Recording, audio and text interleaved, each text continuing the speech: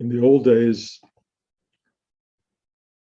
when somebody moved inappropriately in class or made noise or anything, Rudy would yell. He would interrupt the whole class, and everybody would go into a tension mode. And then he would tell you, get out of the tension mode and open up and work this thing. And he really demanded a stillness, an absolute stillness of each one of us. And that if we started to do this and scratch our hair and look around, he would be furious because of that, because it's such an inattentive moment.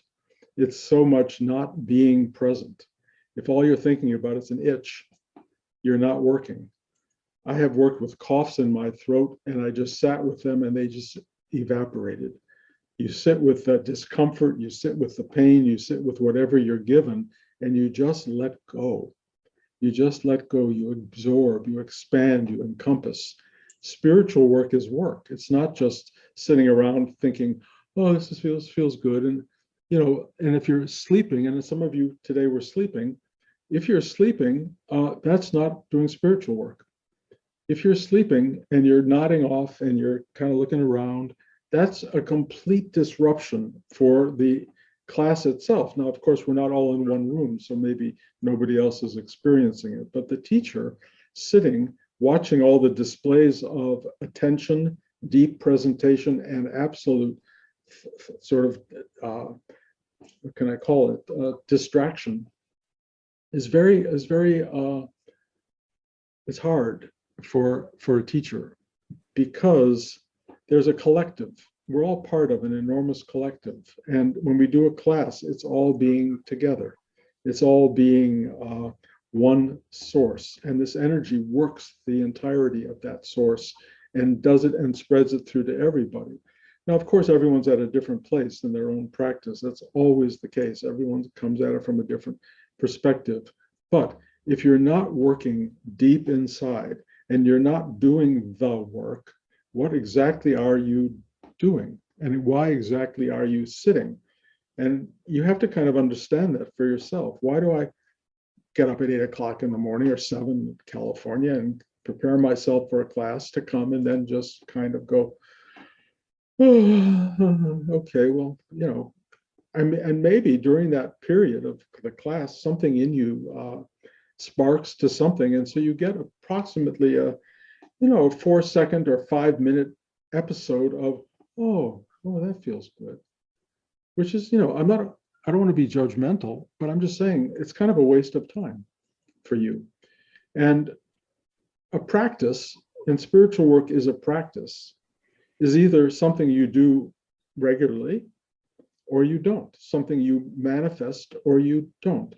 If it's trying to please me, which I think is a terrible mistake, then at least sit still. If you're trying to arrive at a place of deep awareness, deep connectivity, a feeling, and it really is a feeling and an awareness and a connection to something profound. If you're trying to get to that, go there. It's available. It's waiting for you. It is absolutely the reason for us all to get together. The collective energy, the sitting, even though we're all in different places. I'm 3,000 miles away. Most of you are blocks or a few hundred miles away from each other, but there is a continuum that is allowed to happen in a class. It is rare in the world in a way, but it does happen. It happens in movie theaters, it happens in football games and tennis matches. There is a collection of energies that focuses and has some greater impact. It's powerful. What is that impact? It is a awareness of you being at home with, invested in, and enveloped in something much greater than the whole world around you appears to be. Something much greater. And if you can allow yourself to experience that greatness, you're here for a purpose. You will get it. It's available. It's not like something one just talks about. It's not just something you read about in a book. It's something you have direct access to. And the mere fact that you are here means that you have asked in some way to go there. I have known some of you for decades, some of you less. All I can tell you is I'm not here in judgment. I'm not here trying to say you could have done, should have done, must do. Doesn't matter. It's your journey with yourself. It's your journey with yourself. I am at, like, on the food line, passing out, whatever food might be available to people who are hungry. And you can take as much as you want. You can take as little as you want. It's not my problem, and it's not my job to make you eat. It's only to preside at the table and to help you find the nourishment that you need in your life. And I will tell you, over the course of almost 50 years of teaching, which is half a century of doing whatever we're doing here today, I have learned a few things. And one of the things I've learned in watching people over the course of time is how little one moves, how little one gains in this spiritual journey. And I go, okay, I once heard this line, I've repeated it, I think, and it doesn't necessarily have any antecedents and maybe not be true, but that Buddha said, 2 in a million, get it. Okay, so whatever that means, all I know is that if you are making the effort to come to this class, to sit here, to be part of this, drink, eat, draw it in, find inside the gratitude of what it means to be served by this extraordinary force. And it has nothing at all to do with me.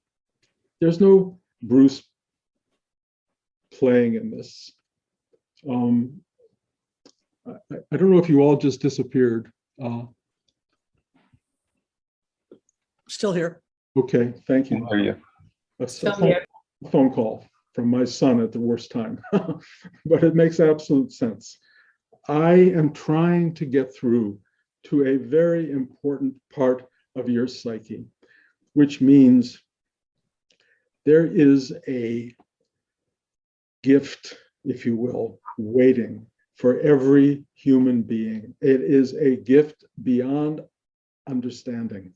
And if you can find that gift, and I can only tell you that it is like presented and hidden, but it is compelling all the time. If it gets hidden, you will search for it like mad, because once you find it, it's so exquisite and extraordinary and beautiful. And there's a work to be done to uncover it over and over. Krishna danced with the gopis, and he hid behind the trees so that they would have to keep searching and searching. And yes, that searching is really important because the discovery is so important. And if you're not finding this thing, why show up? If you're not looking, what's the purpose of gathering in these collective spaces? It really, in a way, doesn't matter, because what really matters is you doing this on your own, finding the strength in yourself to really dig into these invisible, extraordinary dimensions of your own psyche and go there and see what that is. That is really, really, really important. The collective version of this is what Rudy would call, come to class and I will help you. I will give you additional energy. I will give you something that will help you do this, so you're not totally on your own. And none of us are totally on our own, but the world is around us all the time, and very few people are doing it. Very few people are taking the trip inward and doing the effort at the level that it wants to be done. And when I say it wants to be done, by who? Well, I can only tell you, looking at the world around me, that there is something about learning, growing, changing, evolving, encompassing, becoming more, becoming deeper. All of that stuff seems to be celebrated in human life. Some people around us we see do that. Many people around us don't. Many people around us just flatline in their life. And I see that everywhere. A part of me would want to judge that. What's happening to me in recent time is stop judging. It's not yours to judge. Everybody is on their own journey. Everybody is on their own journey. My job, show up, offer help, period. But don't come here if you don't want help. Don't come here to sit and wait for something to happen. It doesn't happen that way. It's an engagement. It's two people. If you're waiting to have someone fall in love with you and you're just kind of sitting there, at the table as people walk by, who's going to fall in love with you? If you're waiting to have sex with somebody, it doesn't work if you're just kind of looking down at the table. It doesn't help. It has no value. If you want something in life, put out, reach out, make yourself available, make yourself desirable, because it is wonderful to be desired by this inner space. And it loves you. It loves you so much more than most of you have any inkling of, or that you even allow yourself to know. It cares. It gave you human life. Whatever you may think of human life, and there's a lot one can think about it, but Rudy said, turn off the mind, stop thinking. Mind is the slayer of the soul. Get it quiet and feel and know what this thing wants of you. And what it wants of you is remarkable and profound. It is so profound, and it's not to go out and save the world. It's to touch another human being and to open yourself to what it means to be alive. That's what it's about. And either you're doing that or you're not doing that. There is a lot of pretense in all of this, and the spiritual realm is full of pretense. I have to say, when I watch other people teaching and other classes going on, so many people are so there to be appreciated for their pretension. I am spiritual. I have this. I got that. I have had this awakening. I've had this teaching and come through myself. I've had these visions, and all of this stuff goes on in people, and they think, oh, am I special? Well, that specialness is going to be your curse, because the thing that you need to do in this spiritual work is let go of you and everything about you that's special, because your specialness locks you into an identity and an illusion of life that is going to choke you off at the core. Let it go. Let it go. You are not special, except you are wondrous. But if you own that wonder, forget it. Forget it. You are separated from the self. The self is not two things. It is a singular entity. And the more you just let go, let it drop off, let it drop off. The more you do that, the freer, the lighter, and more enlightened you will become, except there won't be a you being enlightened. There will just be light. And every one of you is light. Trust me, you are light.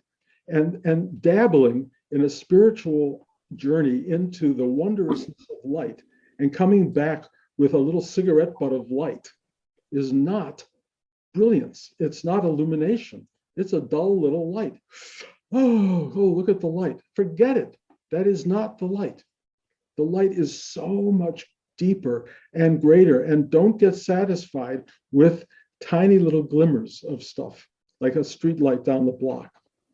You are the brilliance itself. And if you don't know that, it's because you are tinkling with the experience of spiritual development. This is a commitment. It's a life's work. That's what Rudy said. It's a life's work. And how many of us are doing that?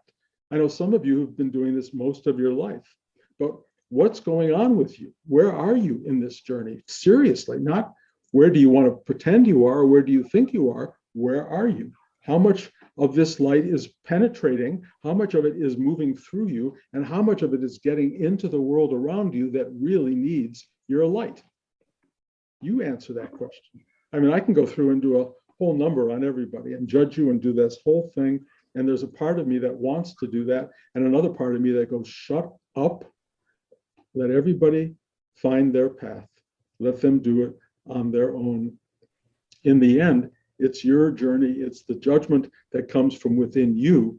And that's not a judgment that is personal. It is a judgment that is profoundly, universally important to being. Something in us knows how attentive we are, how real we are, how affirmed we are in this expression of pure joy and being light. It knows, it just knows. And you don't want to get to the end of the journey and realize that you never sparkled. you never opened it up, or you did it only on occasion and only to certain people under certain circumstances, or you just showed it to the teacher. That's not what it's about. It's show it to everyone. Be it, be it. Allow it to happen. And all it takes, it's not this gigantic fight and effort. It's sit still, be quiet, allow yourself to go inside, because that's where the source of all of this remarkable energy is, and tap into it. And if you find obstruction in it, ask for help to surrender, to break it down, if you will, to go deeper, to find these amazing spaces of uprising, beautiful, illuminated energy to come through you. Not a big deal. It's simple. It's just most people are complex. They cannot find that simplicity to just go in and do the work. The world needs that work done. It needs it. Everyone around you needs that work done. And if you're not doing it, what are you doing? What are you doing? Yes, you're getting the bills paid, and yes, you're taking care of putting food on the table, and you're watching some distracting TV, whatever it may be. But what are you doing? You can look at all of this as just, meaningless, I don't know, distraction for 70, 80 years, and you're over. It's over. And it may be that. It may be. I'm not going to try to tell you I know the answer, but I will tell you I feel so powerfully and dramatically that there's more than that. That there is this well of possible enlightened being that wants to rise up inside you and filter through to the universe around you, and so you can become a voice of this massive reality. A voice, a emanation, a real living, breathing example of what this beauty and joy and glory of being is. Are you doing that? Are you doing that? You can answer that question faster than I can. You know the answer to that. All I can tell you is I do not meet those 2 in a million people very often. I just don't. I see people moving in that direction. I see people trying to get there. And I'm not even certain I'm anywhere on that roadmap either. But what I feel is drawn daily, moment to moment, in the deepest way I know, to listen to that extraordinary voice that is silent but absolutely directive, that says, do this, be this now. That's what it says. It's incredible. This past week, this extraordinary, simple thing happened, and I don't know what to say about it or how to share it exactly, but it was so funny because I sit often in the car or walking around my house down the street, and I talk to this reality, and I talk directly. And I know, I even say, look, I know what a schmuck I sound like, and I know how shallow this might feel, and I know what stupidity it is to just think you're talking to the infinite, as from like a real person, and like it means anything. But I just have this dialogue, and it makes me usually feel connected and good, even though kind of stupid and kind of way beneath the potential of what one would have to be to really dialogue with this space. But while I was doing it this week, something in me happened that hadn't happened before. It's really funny. I went, and so how are you? I had never, ever asked that before. All I ever did is talk about me, which many of you feel is I do more than enough. And it's probably true. But all I can tell you, I said, so how are you? I recommend that. I recommend that. Not only in daily life with talking to other people, because it's very nice to ask how they are. Often people say, how are you? And then you take over the conversation for an hour. I'm accused of that often. The important thing is you asking how somebody else is, and then listening. If you ask whatever this is, how it is, and I can't tell you what a brilliant, incredible answer comes back, but you'll only find out if you do it. For me, it's been very moving and powerful, because the answer really does come back. And because we are connected to this whole, and because we are in a relationship to the whole, which implies, of course, a dualistic me and it, but it's working very hard to get rid of that. Very hard. It's really, really trying to be aware of itself. And that's what we're all going for. We're all going for this relationship and dialogue between ourselves to become non-spoken, if you will. We're waiting for it to be unspeakable, for it to be truly a singular presence. We're all aiming at that.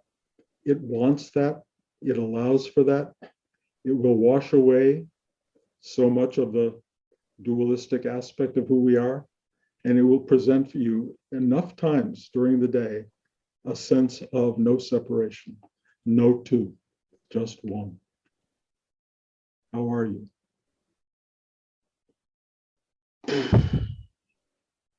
It's amazing. It is amazing to care about it. And it's such a horrible word. To care about God, to care about the infinite, eternal, inevitable truth of being, and wonder how it is being that. What is it like to be infinite and eternal? How does it feel watching all of these beings who are you messing up in so many remarkable ways? How does it feel to see so many people trying and not trying? How does it feel to see so many people not even looking? How does it feel not to be appreciated? How does it feel that there are infinite numbers of people living their lives with no clue that there is a you there? How does it feel? Ask that. Ask that question, and you will discover something silently powerful answering you.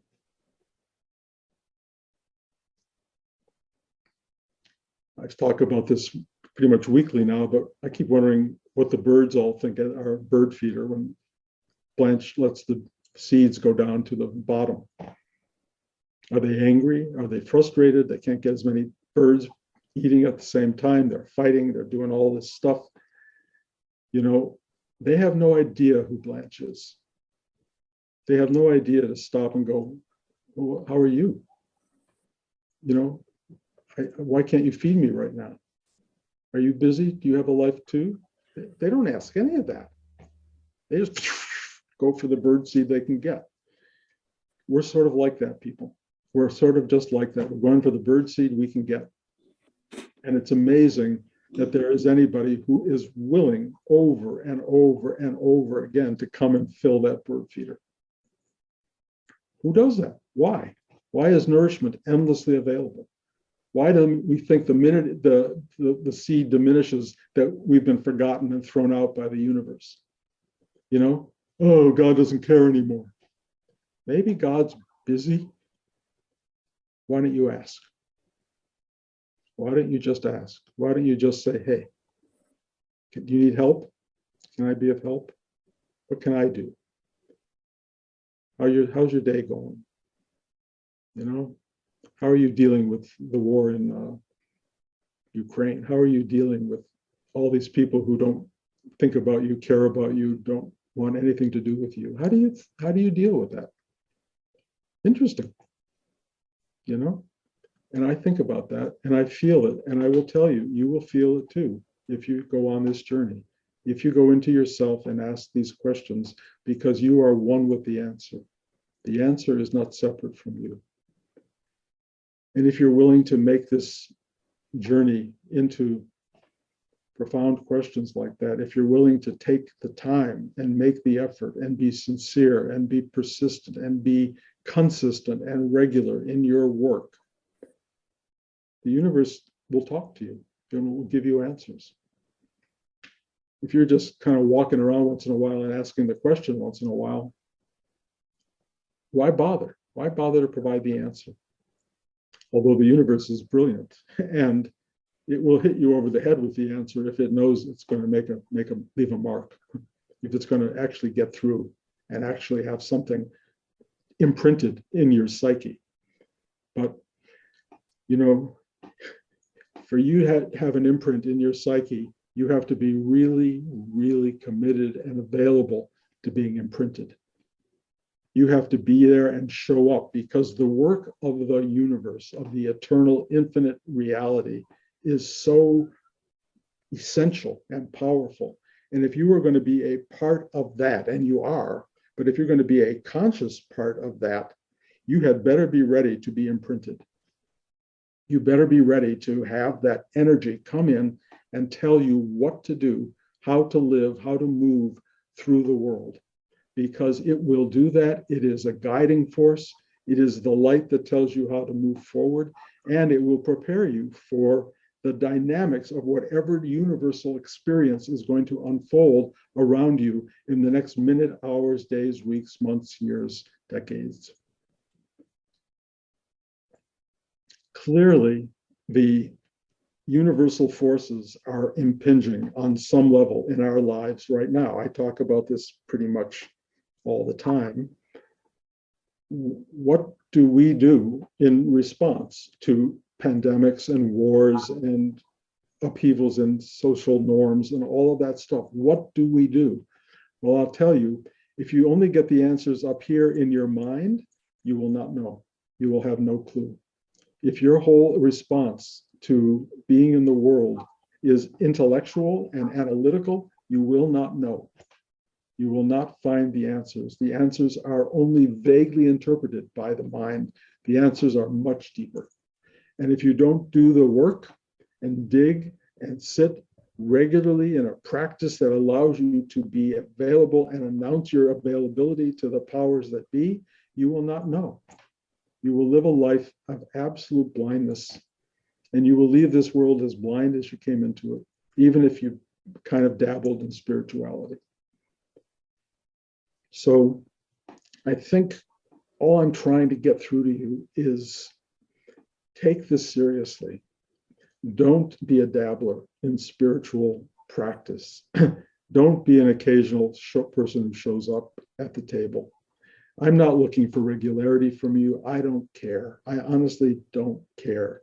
But I do know that that which is at the core of all of us does care. And it cares a lot. I watched Rudy as a teacher, a much greater teacher than I could be. And he cared. If you didn't show up and you didn't do the work, you heard about it. If you wanted to leave, fine. But if you were there, be there. Do it. Go deep. Be persistent. Be regular. Be a student of this exquisite, unbelievable truth that wants to use you as a mechanism to spread itself into the world. That's the job. That's who you are. That's what we are.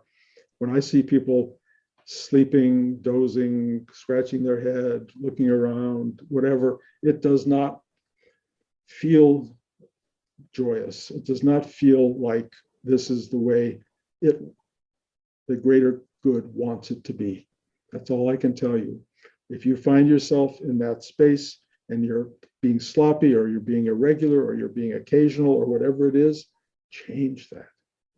Just ask for help to surrender, to go deeper, to have greater commitment to your own inner life, because your own inner life is not about you at all. It's about something much more. Okay. Okay, any questions about all that? Todd. Todd, you have to turn your mic on. Yeah. I think it's more of a curiosity. First of all, you could put your computer on do not disturb, I think, and then phone calls won't come through during class. And I realize that's what class is for me, is sort of working on my internal do not disturb, I suppose. And now I just lost your picture. There you are. Okay.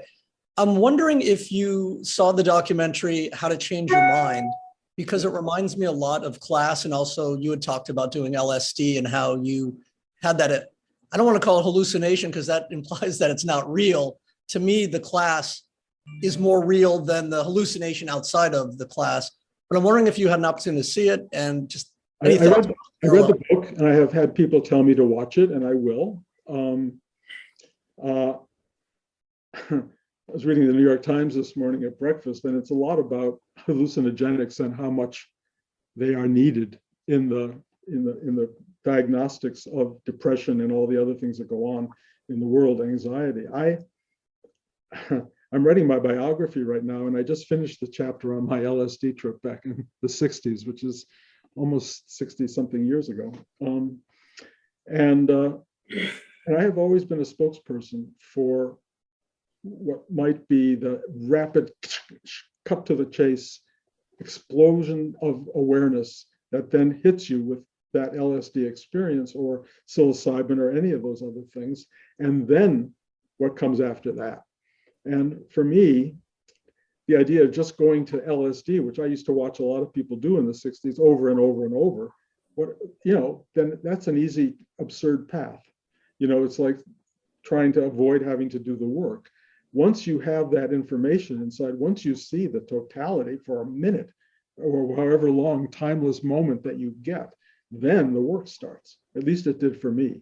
And then I had to really learn. I had to go to India. I had to go to Rudy. I mean, I had to go to so many places to find, what do I do with this unbelievable knowledge? But if it hadn't been for that unbelievable knowledge announcing itself to me, I would never have been on the journey. I would have just been living my day-to-day life. I wouldn't have had the life I had. I wouldn't have had the career. I wouldn't have had the marriage. I wouldn't have any of these things because it opened me up to possibility and then became incredibly directive, and challenging. Because it said, how much do you want this? Will you give up your career as a museum curator to live in an ashram? Will you give up your job as a film editor at NBC to go to India and find a teacher? Will you give up living in Illinois with some vague security to go to Hollywood with nothing and see what happens? All these directions were given to me, and me and Blanche totally responsible for the move to California. All of that came through, and we listened to that. But without that LSD explosion, it wouldn't have happened. And when I first arrived at NBC, which was weeks actually after my LSD trip, I would go on radio downstairs at the Rockefeller Center and try to tell people about this amazing new thing that was coming that was going to change the world. It was so potent. And then within a month of my being there, some kid killed his grandmother or his mother and claimed it was on LSD. Senate went into business, outlawed it as a drug in America, and it remains to this day outlawed. But there are these amazing kinds of ways to get into that space. And Rudy, who did not approve of those drugs, said, just do this work. Go in here and it will be the same thing. And in many ways it is, but it's not a crash course, it's a life's work. The crash course gets you ready for the life's work. And that for me was very valuable. So I will watch that show, although I know what it says, and I'm a big proponent of crash. Get people out there and do it. But in a world where it's illegal, it's a little bit hard to push that, although it's starting to shift a little bit now, finally, at the end of my own life. But I do think it's essential that people get introduced to the inner universe, because that's what this is all about. And there are cultures like in India and Tibet and elsewhere where that is a part of daily life, that they focus in and out. Then there are cultures like ours that have no clue. All they have is a sense of maybe at the end of this capitalistic version of make money, sell, buy, own things, get rich, get whatever it is, get happy. At the end of that, if you do it a good way, if you live well, you'll have something at the end. No, you want that now. You want that now because it's the inner space from which all the other stuff emerges, and you can have the whole package. That's really important. But try to teach that. Anyway, if you hadn't asked that question, I wouldn't have said it, but it really is really important stuff. Trying to find your way into a world of manifested form, which is mostly, as you will discover later on, pretty much an illusion anyway. But that doesn't matter because it has great plasticity. It's very three-dimensional. It's very tactile. So illusion or no illusion, virtual or not virtual, it's an amazing thing that we live in. And the fact that we're allowed to connect like this is why it exists. So anybody else? What's it called again? What's what called? The name of the show? The documentary. The name of the documentary, Todd? Oh, How to Change Your Mind. It's on Netflix. Okay. And it's also a book. Okay, Raphael. Bruce, thank you for today. Thank you for being here. I've never asked a question because I'm invariably, after I sit with you and then you speak, I'm kind of dumbstruck and I'm unable to actually form words for a while. So I end up writing emails afterwards, but it just sort of overwhelms me just every time. Never having asked a question, I'm going to ask a very rudimentary question, actually, because it just sort of, I'm just curious. We met and essentially you had given me Rudy's picture and I came many times to your place in California, but then because of my life and my kids and various things, I wasn't able to come on Sundays. And I had about a 20-year gap, basically, where I didn't see you. Zoom has obviously changed that. And it's a great, as much as I sometimes hate it, I also am very grateful for it, particularly because of you. I spent years and years and years with Rudy in this photo, right, every day. And the question really is kind of, how does this work? I find it, when I sit with you in Zoom, even more so in a room, it kind of blows the roof off in terms of my experience, just energetically. It takes me, it's like having jumper cables put to your ears. I just feel blown out. But I do work every day with the photo, and I have, and I will continue to. And even mornings before I see you and sit with you, I work with it. But how does it? Did Rudy ever explain it? What is the? It's more of a curiosity because I've just spent so much time with it, and obviously in this time while you were off, I went back. I'm overwhelmed by being again back with you, but the contrast is interesting to me, and I wondered if you could talk about that. Well, the simple, easy answer is, I think there are people in your life that you love. And when you think about them, and you think about them maybe in pain or in need or something in your heart will open. You'll feel it, and you'll feel an urge to reach out and hug and touch when that happens. That's Shakti. And if you could actually touch them, if you could actually do it, if you have to do it long distance, you will do it. I love my children, my grandchildren, and I love you guys.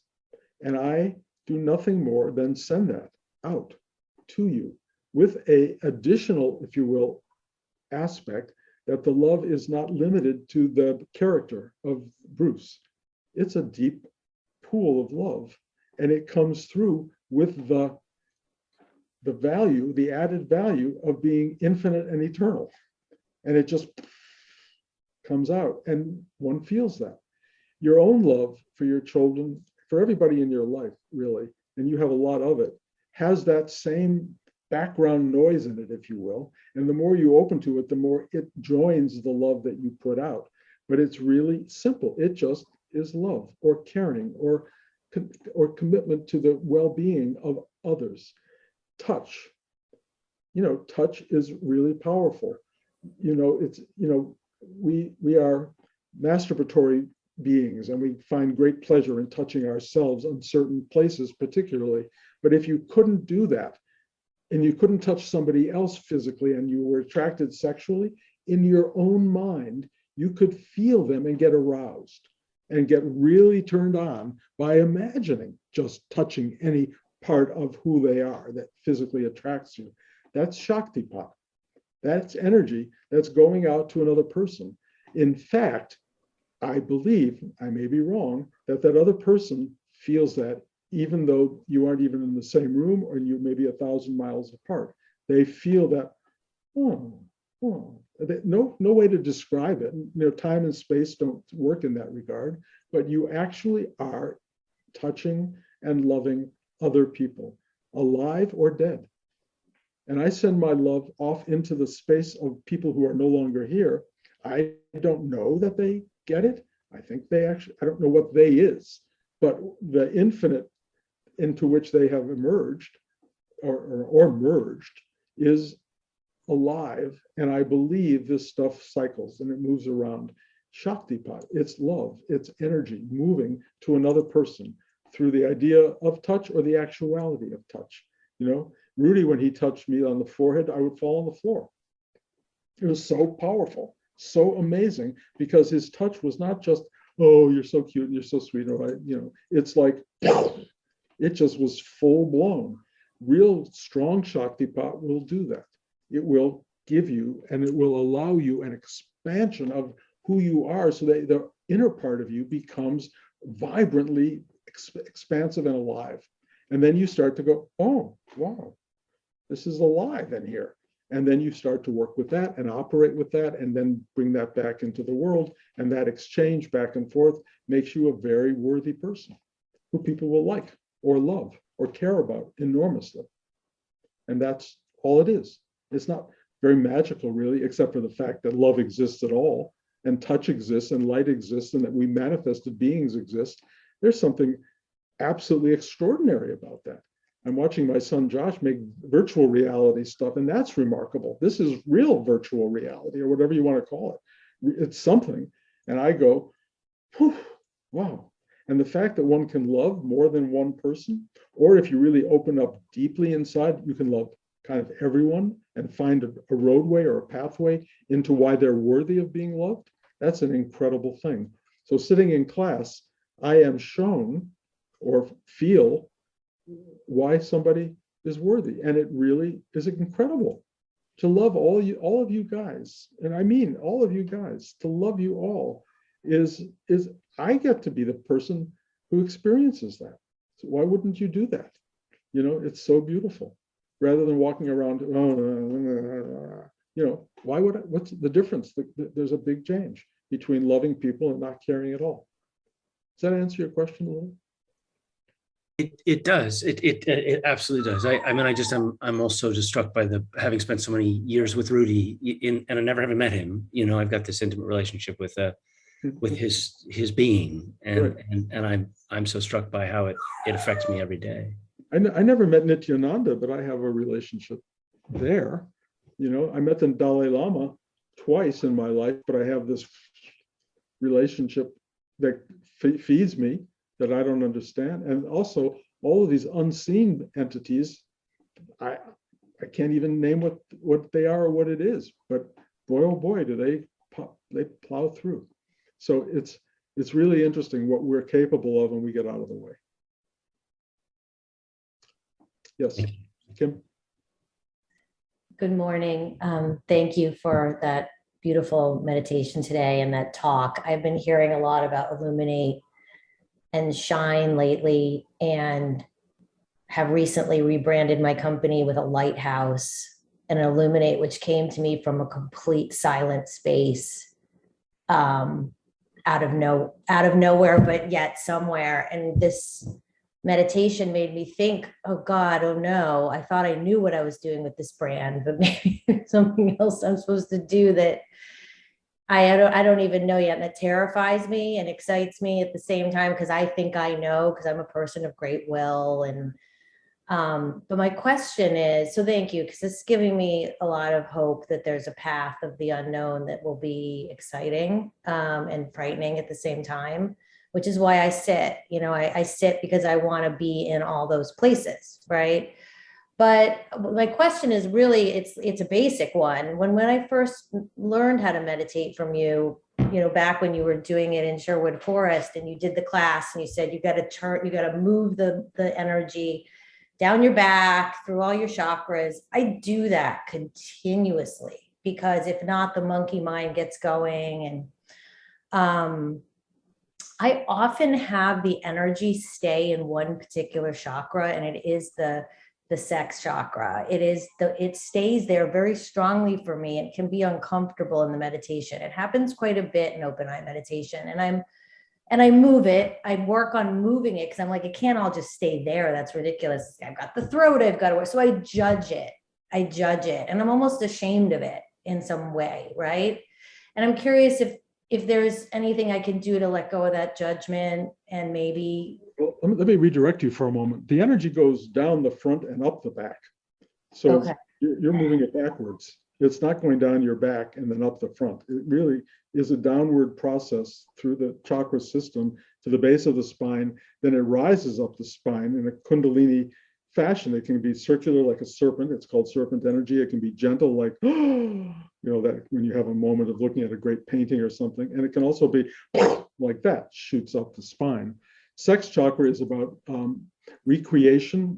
Every time you get, in a sense, disintegrated or blown away or change environments or become a different person, you have to regenerate that self. And the energy for that comes out of the sex chakra.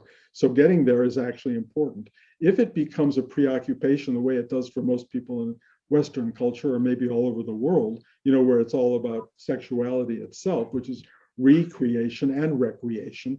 But, for many people, it's just playtime.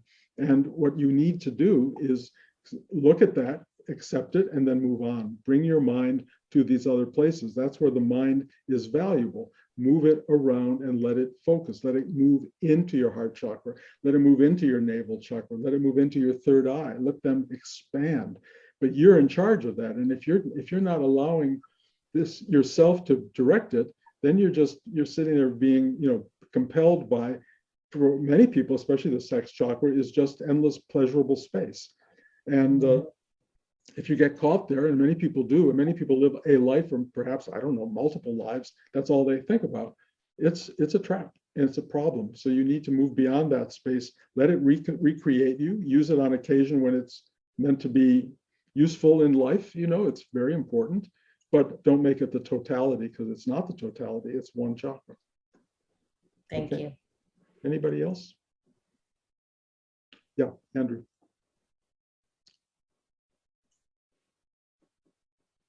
Andrew, you disappeared the minute you raised your hand and I called your name. I will assume that the question was not important. There you are. You're back.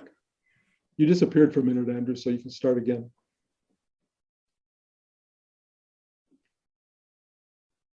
Andrew, I can't hear you. You're on mute.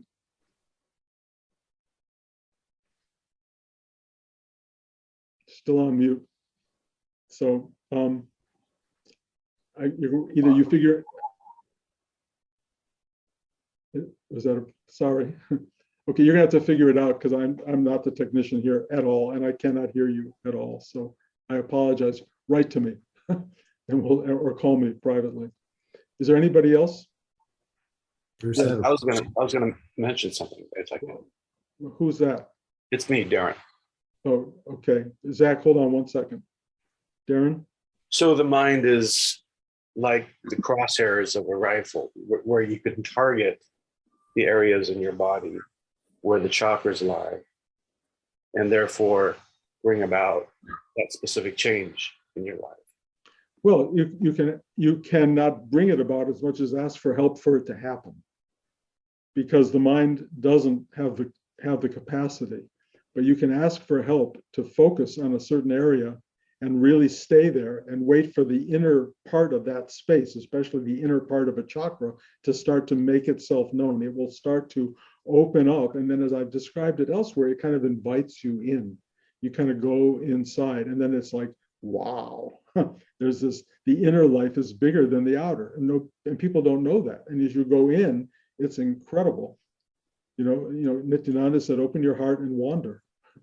You go in there. It's really massive. I mean, you can go on massive adventures, but the mind will get you to that point, and then it will knock on the door, if you will. Ask for help. Let me in. And it will listen to you when you're ready to step inside, when they know you're ready. So the mind, like the crosshairs of a rifle, you direct it to that chakra, but Yep. then at some point the mind has to get out of the way because it becomes a screen that can Yeah, you play with. you can't take the mind inside. Once you're in the chakra, give up the mind. Just be, observe. When you come back, the mind may try to play with what you've learned, which is not always great, but it can. And if you're really open, it will begin to articulate in a way what you've learned, but the mind is only the observer. It's not in charge. It's an observer and it's an analytical device. Yeah, that the body has. it has function and it really works in the material world. But in the spiritual space, the inner space, it's of minimal function. It just gets you there. So the mind goes there, it opens the door, then the feelings, Knock on the door. almost the feelings take over, and Yep, the mind gets yep. out of the way. Feelings and knowing. Feelings and knowing and a presence. Yep. The presence lies there. Yep, and it's potent, and it will be much more explanatory than the mind will ever understand. The mind cannot contain it. Okay. Gotcha. Zach? Hey, Bruce, thank you for the class, though, especially the talk. That was great. I do have a question. It's kind of similar to what you were just talking about, which is, I have the practice and I go inside and connect to that sense of silence and being. And then I feel like when I'm, you were saying like, how are you to the universe? I feel like when I'm asking for those kinds of things, I can get to the silence that is basically the answer, but then to like hear it and make sense of it, it almost feels like it goes through a kaleidoscope, and then all of a sudden it's like, 72,000 things all at once. It's pretty disorienting. I'm wondering if you could speak to that as far as how to live that kind of communication. Well, it gets kaleidoscopic when the mind starts to break it apart. But when the answer comes through from the universe, it is pretty quiet. It is pretty silent, and it is felt more than experienced as thought. And even if you try to put it into words where it breaks into kaleidoscopic sort of speech, you kind of lose it. Which is why when I ask God, how are you? How are you doing? And the answer comes through, I'm not going to tell you what's being said because I could never put it in words, ever. Won't even try. It's like, oh, that's it. Done. And if you try to get it to be more than that, who's trying and why? And why do you want to break it into a kaleidoscope? And you're living in the kaleidoscope. Why do you want to take that purity and just throw it back into the kaleidoscope? Bring the purity to the kaleidoscope and you'll see life differently. You'll see it without it being so sort of manipulative and disorienting.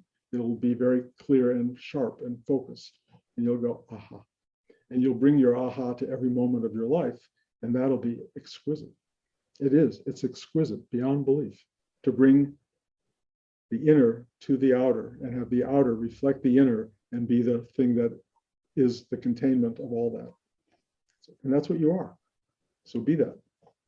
And don't get caught in trying to be more than that or other than that. That's a waste of time. But it's what human beings do all the time. So I can't judge you for it. It's like we slip and slide in that direction forever. But if you're smart and if you want, and you certainly have the capacity, bring yourself into the stillness of not speaking and not knowing and just receiving that silence in great, great gratitude.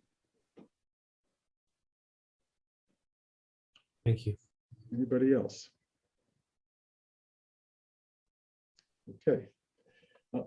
Andrew, have you gotten your mic on? Nope, you haven't figured out how to unmute yourself, and I cannot.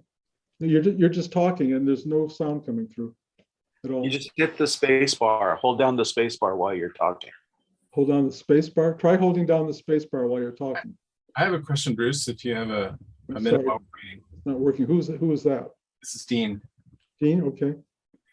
I'm sure I'm among the lost, but I'm also deeply I'm wondering for the people in my life, a person in my life who seems even more lost and is expressing feelings of just really being lost. Like, so can we help how do we help other people? I mean, maybe we can't help other people, but Well, you can. You can't give them answers necessarily, but you can show up. You can be nice and kind and loving. Listen, care what their lostness. You can't always bring people out of that awful condition, because most of us don't have the wherewithal or the answers to do that. But just show up and go, I get it. I understand. I care. I love you. Is there anything I can do? Can I bring you something? How can I show you and demonstrate my love if you don't have an answer for that? If you do have an answer, show it and demonstrate it. But that's really important. The truth is, we're going to be around more and more and more people who are going to be exactly as lost as the people you're describing. It's going to be everywhere. And it's coming fast. And we need to be the simple solution to their problem, not the answer. We just need to be that which embraces them in their state of being and cares about them. But you can't give them the answer because you don't know it. And being lost is only a matter of being lost in the material world. If you want to get found, go inside. The inside, and I have to say again, it's not verbal, it's kind of nameless, but if you go inside, you will be found. You will go, You may not understand it with any kind of mindful understanding, but you will go, I'm in touch with what is. I am in touch with it. And the only thing it commands me to do at this moment, possibly, is to express my kindness, or it may turn verbal and tell you what to say.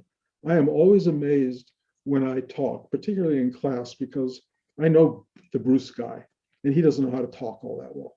But the talk that comes through the class experience is informed by a kind of articulate expression that does not come from me, but does pass through the system. And it can do the same thing with you. Get in touch with yourself and let it address the world and those in it who are suffering, because they will be there. And you need to, if you want, be of service. there's a part of me that, as a way of coping, has always just sort of considered the really lost to be like a distraction, and then just create boundaries so that I can focus.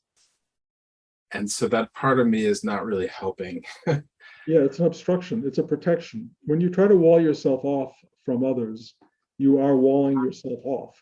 You're not available. You're not good for them. You're not good for yourself. Being really open and available is painful to the ego mind because it wants to be walled off and structured and protected. But if you can allow yourself to be unprotected, undefended, and available, non-judgmental, and just a loving force, which you are deep inside, you will be able to serve and bring to the table what needs to be brought to the table. It's not that hard. It's just the old pattern of protecting, Dean Kesey from the world. And, you can't, if you're going to live a real spiritual life, you can't do that. You have to be vulnerable to everything, really vulnerable. And you will be amazed at what life brings you. And it will make you invulnerable in a way. It will make you so you can handle whatever comes through profound vulnerability. It's amazing. It's just amazing. I cannot explain the stuff that life brings me now that I would go, I don't want that. I don't do that anymore. I just go, okay. And then it brings the thing that flowers out of the unwanted is astounding. It's astounding. And it happens regularly. Regularly.